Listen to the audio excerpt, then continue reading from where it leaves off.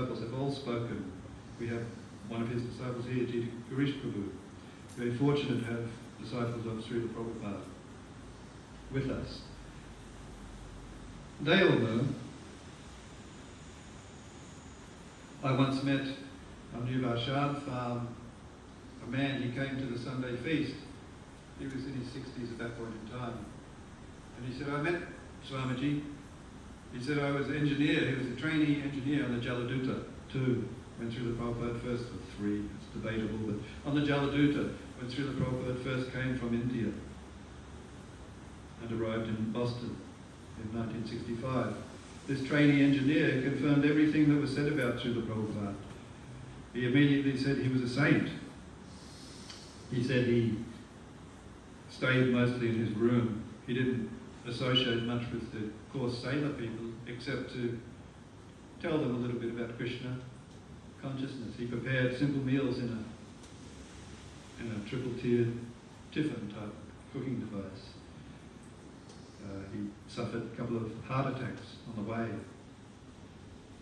Then Krishna made the ocean calm for the rest of the journey. And the engineer confirmed that also, the trainee engineer. He said it was the calmest journey. He was on the shipping from India to the States for 30 years. He said, and to this day, that was the calmest journey he had ever been on. So almost unrealistic. Krishna made it that way for Srila Prabhupada. So this is the simple way that we can please Krishna. Whatever we do, whatever we eat, whatever we offer, the foodstuffs we eat, the activities, the work. There was once a sage walking along. There's different people in this world. And the sage met different people. First of all, he met a great king, saintly king. And he said to that saintly king, you can either live or die. The reason he said that, I'll go through the 4 of them first. He said to the saintly king, you can either live or die. Then he met a brahmachari, a student, celibate student. He said, may you die immediately. Then he met, one of the others he met was butcher. And he said, may you neither live nor die. And then he met, what's the 4th one? I'll come up with it in a minute. So the reason he said, I said to the king, sorry, the king wasn't saintly king, he met a saint as well as the king. The king, he said, may you live forever. Then he met a saintly sage, and he said, may you either live or die. So the king, he said, may you live forever, because in this life, the king was enjoying to the max, very happy. But due to so many sins involved with being a king, after death he would have to suffer. So he was given the benediction, may you live forever. The brahmachari undergoing severe austerities, very difficult, a lot of suffering initially, difficult austerities to repress one's senses in order to attain spiritual emancipation is difficult. But the rewards are great. After death one can obtain liberation, perfection. So the saint told him, may you die immediately, enjoy. And the butcher, he said, may you neither live nor die, because there's so much sin involved in being a butcher in this life, and after death there is to be so much suffering as a karmic reaction. So better not to live or die for such a person. And to die immediately, and then the saintly sage is enjoying Krishna consciousness in this life and liberation in their next life to the spiritual kingdom. So they can either live or die. It doesn't matter to them. The saintly personalities living in this material world is already living in the spiritual world. One who is fully Krishna conscious is already living in the spiritual kingdom. So these types of people are there in this world. But the saintly people are different. You might see them acting in certain ways. Very rare, of course, to meet such a saintly person. Someone like Srila Prabhupada, for example, is almost impossible to meet such a person. The great fortune is unlimited to meet such a person. But even upon meeting such a person, you may not realize their saintly nature, because they may be exhibiting certain aspects of personality that seem just like a regular person's personality.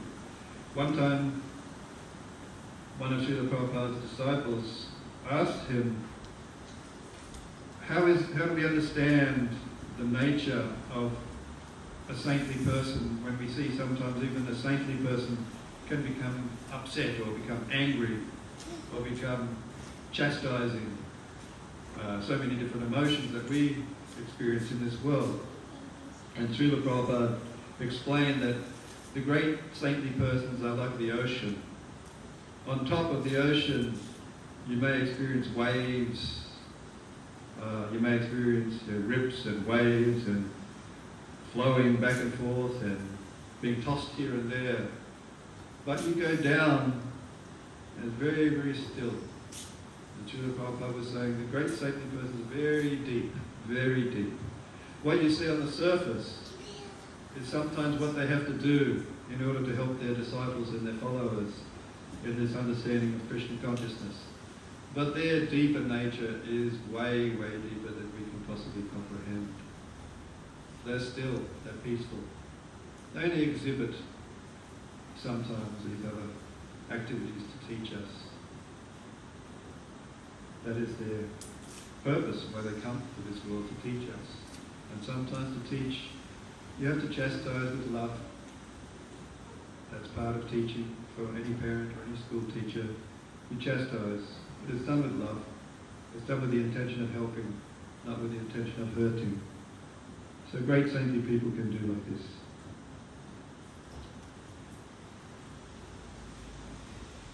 I'm not going to talk much longer because I don't want to talk too long.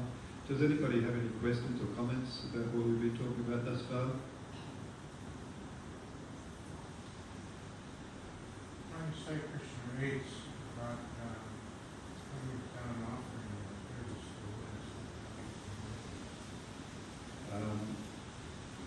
the Yeah, that was described.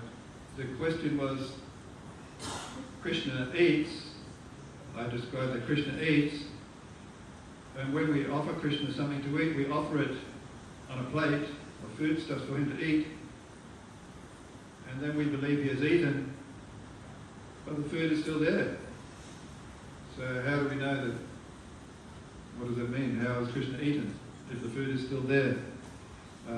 That was actually described in this verse, that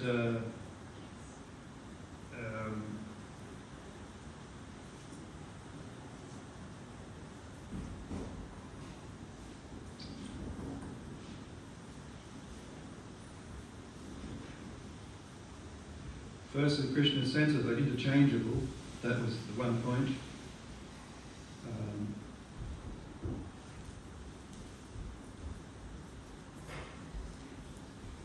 And in this instance, where we're talking about offering a leaf of flower, fruit, or water, Srila Prabhupada says, and so in this instance, Krishna's hearing the devotee's words of love in offering foodstuffs is wholly identical with his eating and actually tasting.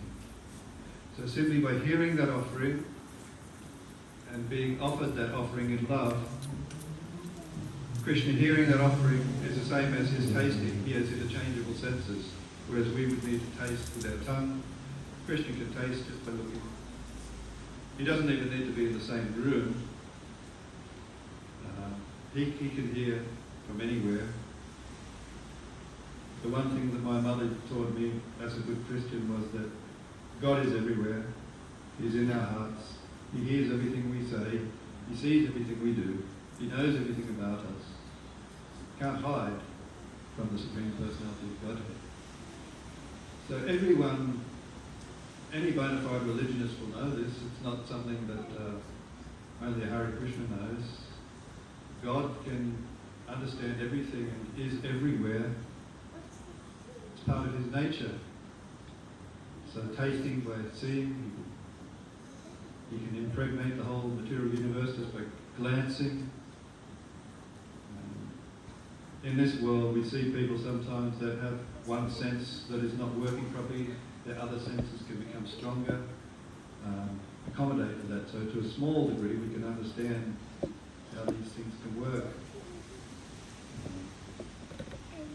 Someone who is deaf can understand by sign language. You can talk just by waving your hands around. They can hear what you're saying.